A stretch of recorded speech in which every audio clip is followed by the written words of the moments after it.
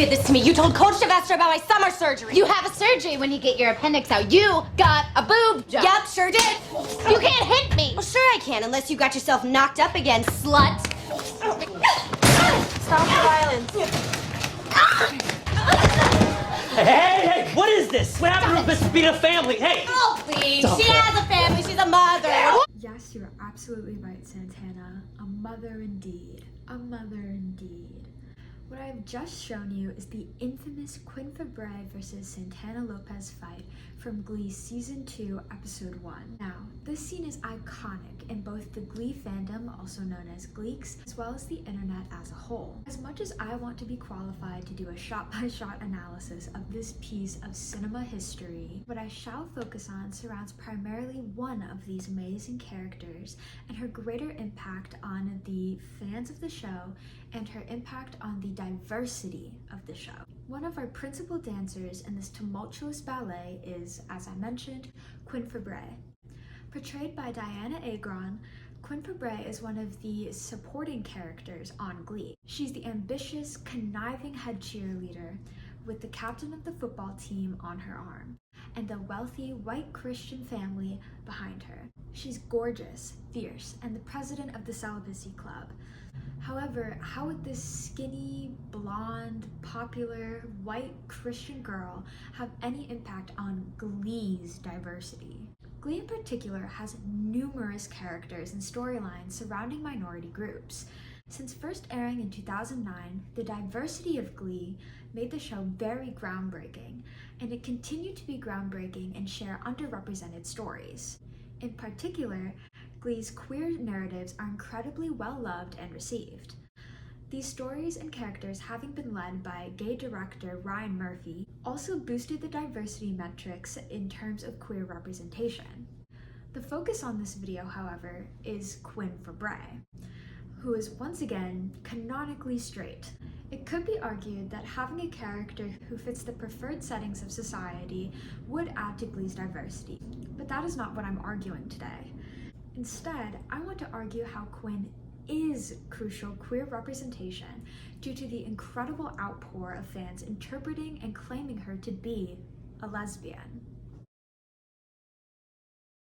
Focusing primarily on Quinn's storylines in Glee, there is a connection to queer narratives surrounding her teen pregnancy plotline and her character falling victim to compulsory heterosexuality.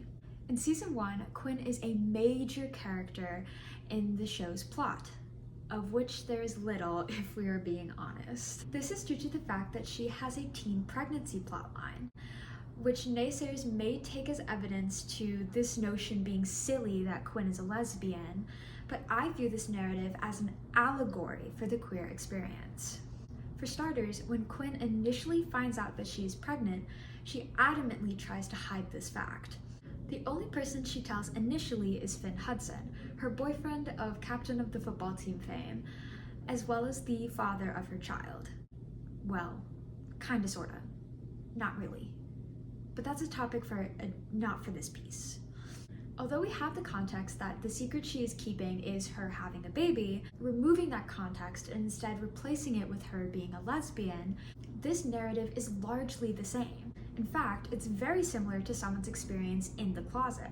She's hiding the secret from her closest friends, her family, and trusted adults. Quinn's incredibly ashamed of herself for having the secret, often bursting into tears or becoming very defensive when discussing it with Finn. The deep, intense shame is something often felt by queer youth, especially among ones raised in religious families like Quinn. This leads to the ferocity in which the secret is kept, and the sensitivities around the subject of queerness existing within them.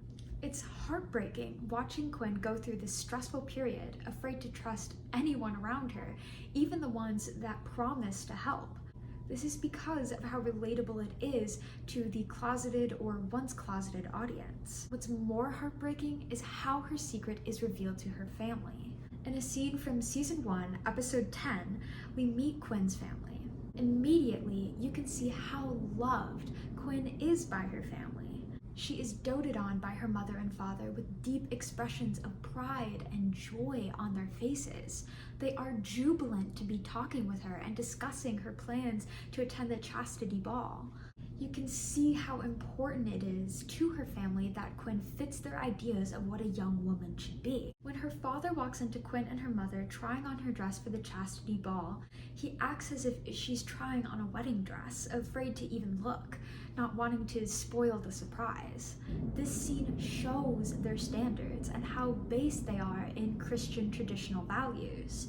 Yes, they are placed out of love and care for their child, but they box her in, and you can tell that it's making her claustrophobic. Quinn's discomfort comes from her baby, her secret, her queerness. In the same episode, Finn comes over to the Fabray's house for dinner. In an effort to express himself, his love for Quinn, and the predicament that they are in potentially becoming teen parents, Finn sings a ballad literally saying that Quinn is having his baby. He is then shocked, surprised, and utterly bewildered that her parents further question this notion and wonder, what do you mean that our daughter is having your baby? Our 16-year-old daughter is having your baby, Finn Hudson. Finn's outing of Quinn's secret leads to the ultimate decision of her parents kicking her out of their house. This is deeply upsetting to LGBT audiences when viewing this episode, because it is incredibly similar to many tragic coming out stories. Quinn clearly was not ready for the secret to be revealed, and she certainly wasn't ready for the one person that she trusted and confided in to reveal it for her. Watching her entire life, her parents' pride and joy and entire image of her shatter is an experience many people face in the LGBT community when coming out, especially if they have a family like Quinn's. We all wish that the coming out experience is easy for everyone. We all wish this revelation is well received by the friends and family of every LGBT person. However, it's not. Many queer youth are kicked out of their houses, just like Quinn was. Many queer youth are outed by the people that they trust most, like Quinn was. It's heartbreaking, it's awful, but these stories are important to tell. The importance of representation is showing both the good and the bad aspects of being a part of a marginalized group. Quinn's story of being deeply closeted, outed, and kicked out of her own home is terrible. But to the people who can identify with it, LGBTQ+ people, it is their story being told. It is their story being acknowledged and validated. It is them telling the world that this still happens and we still need to fix it. Quinn also tells a story of an underrepresented problem in the LGBTQ+ community, at least in our media, with her falling victim to compulsory heterosexuality, also known as COMPAT for short. Compulsory heterosexuality, first coined in 1980 by Adrienne Rich in her essay Compulsory Heterosexuality and Lesbian Experience, is defined as a theory that heterosexuality is not only assumed, but enforced in patriarchal societies like America. When discussing this idea in fiction written by women, Rich states, quote, "In none of them is the question ever raised as to whether, in a different context, women would choose heterosexual coupling in marriage.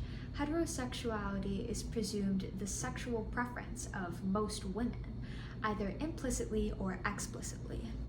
This idea of heterosexuality as Quinn's preference is present not only in her view of herself, but also in her view of relationships with men.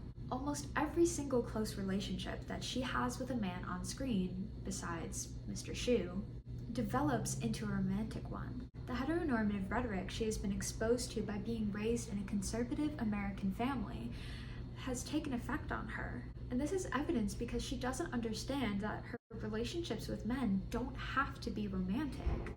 It may be argued that I'm reading too deeply into the show by saying she was exposed to this rhetoric. But we know she has. Quinn panders the same rhetoric while leading the celibacy club. Although not explicitly stated by her, Quinn separates the boys and girls at the start of the club meetings. She also passionately disapproves of Rachel when she speaks up about the normal realities of women's sexualities.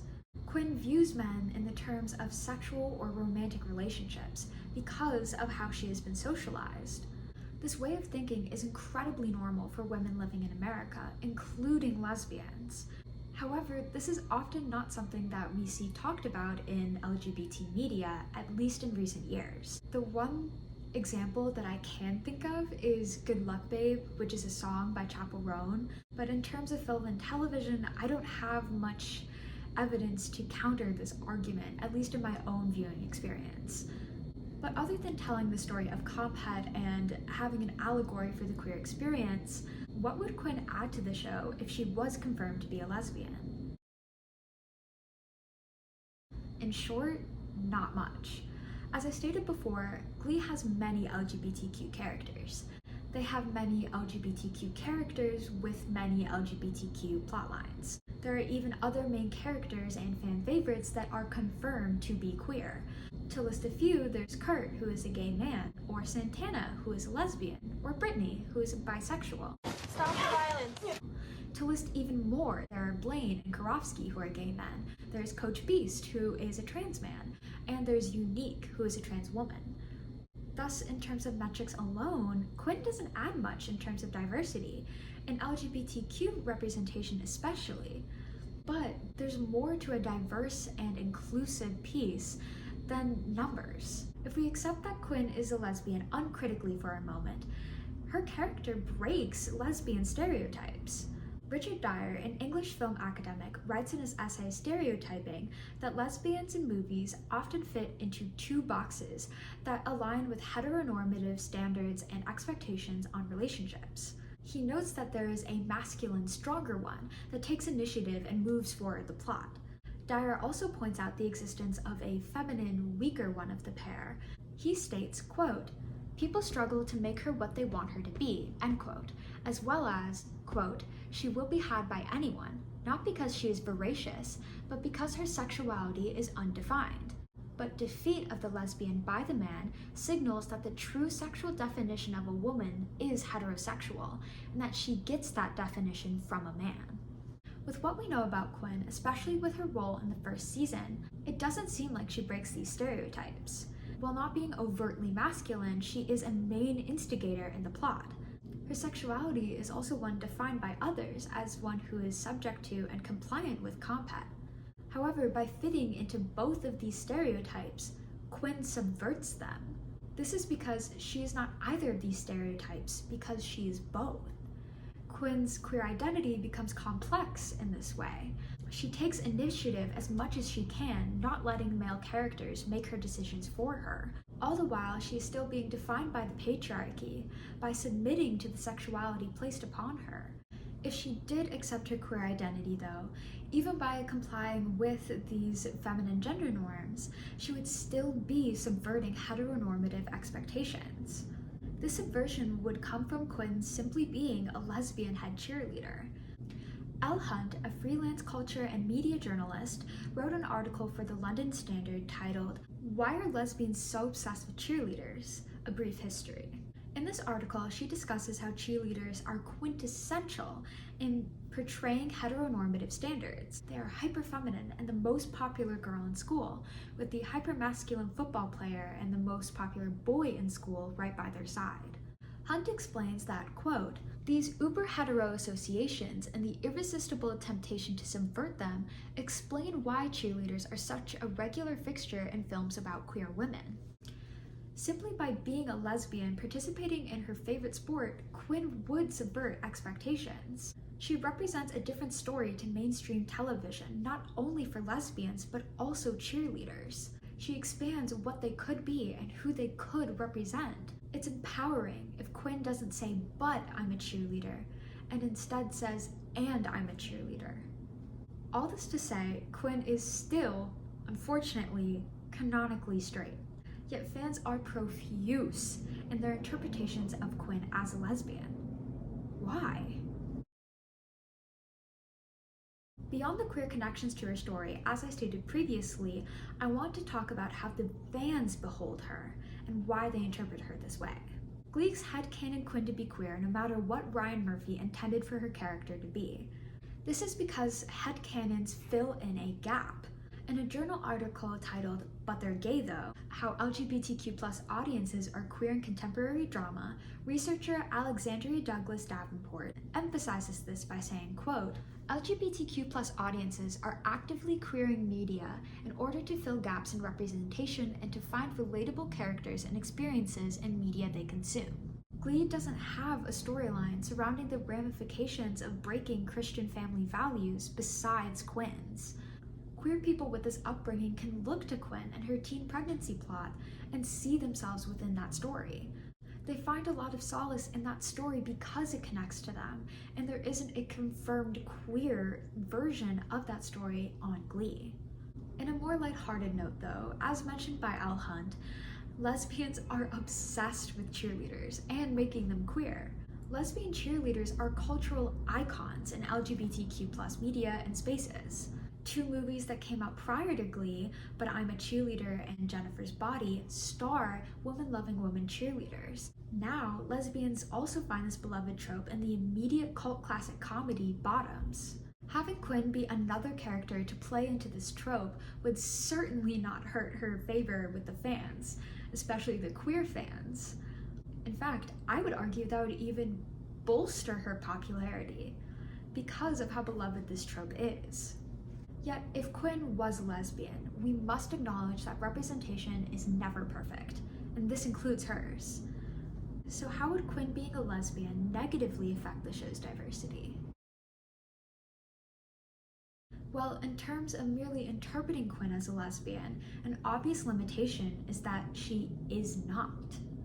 In Season 4, Episode 14, though, Quinn does experiment with Santana. However, after their first round, she states that this is just a one-time thing. She then goes for another round, so who are you fooling? Even then, with her stating that this is a one-time thing, this event is incredibly satisfying for queer audiences, especially after Season 2 with the sexual tension between Santana and Quinn as they fought for Cheerios captain. In fact, this point of contention is brought up in Elle Hunt's article. She points out Glee and Quinn and Santana's relationship in particular as a big reason why they are so beloved by woman-loving woman audiences. Speaking of Santana though, a lot of the points in Quinn's possible queer storyline coincide with Santana's confirmed queer storyline. As mentioned, Santana was also a Cheerio, so the lesbian cheerleader subversion is covered. Santana also went through compet during the first 2 seasons. She even got with Puck and Finn while closeted, as did Quinn. Now, remember when Quinn's baby was exposed to her parents by Finn? And remember how that was similar to her being outed by Finn? Well, guess what? Santana was actually outed by Finn.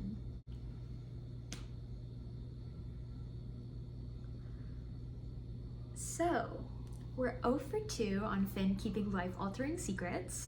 I think I'm gonna kill myself. I'm serious. This did not result in Santana getting kicked out of her house though, thankfully. But this was incredibly destructive for her reputation and image at school. I would argue though that since Santana was fortunately accepted by her parents, Quinn not being accepted does return some favor in her storyline being queer and it being told. Quinn being confirmed a lesbian also wouldn't help how the show's diversity looks on paper. Remember the numbers game I mentioned earlier? While the show tries to tell underrepresented stories, especially LGBTQ ones, the sheer amount might make it seem like Glee is only going for numbers as their diversity metric. This phenomenon is explained further by Dr. Kristen J. Warner in her article for Film Quarterly titled Plastic Representation. Warner elaborates by saying, quote, "The degree of diversity became synonymous with the quantity of difference rather than the dimensionality of those performances, and the advent for modern pushes for diverse representation in TV and film." While Glee does have dynamic and dimensional stories, having yet another queer one might take away from the other groups it's trying to represent while making the queer stories seem superficial. In general, however, more is not always better if having more diverse characters means having surface-level stories.